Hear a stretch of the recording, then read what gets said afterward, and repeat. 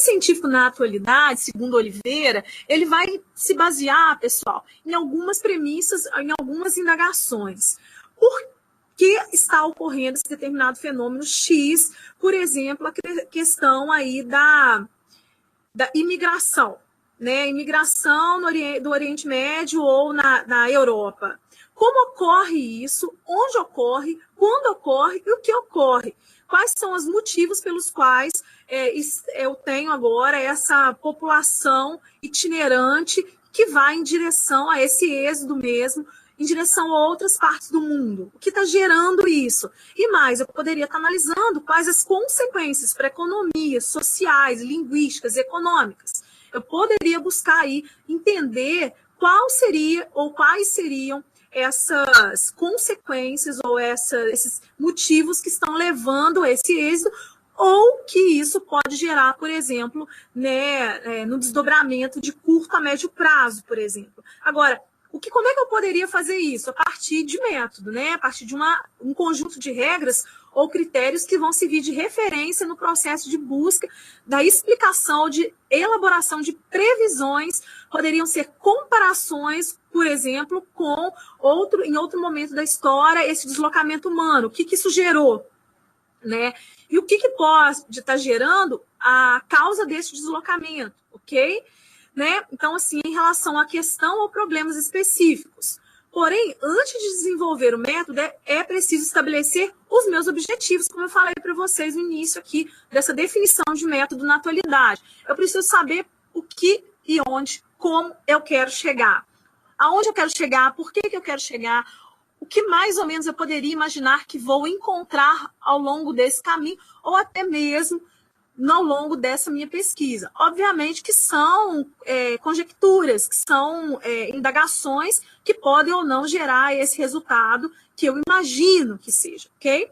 Mas o importante é a gente sair, né, com um objetivo muito específico, estabelecer qual a área de atuação que eu quero pesquisar, entender dentro, né, da minha grande área, né, acadêmica que eu estou aí me graduando, qual área que eu gostaria de tratar e especificando,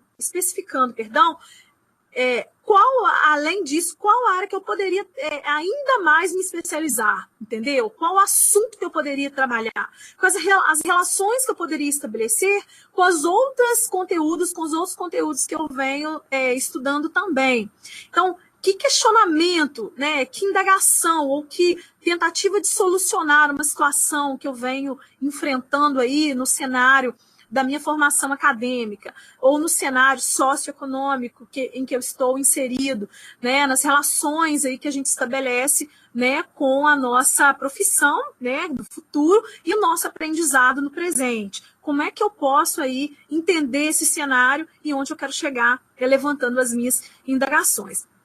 Pesquisa apenas por pesquisa, né, como eu já discuti em alguns fóruns, fazer pesquisa sem nenhuma utilidade real, sem uma aplicação, sem uma necessidade, é um gasto de tempo e de dinheiro, às vezes público ou privado, não é? Chegar em pesquisas que realmente não são pesquisas que possam auxiliar na melhoria das relações sociais, por exemplo, ou de melhoria de técnicas que a gente poderia utilizar para tentar minimizar alguns problemas, como a seca, por exemplo, né, esse aumento da imigração, citando alguns poucos exemplos aqui, tá, pessoal? Então, é muito importante a gente pensar um pouco que start eu tenho, por que eu estou fazendo isso, e se realmente é justificável a minha pesquisa.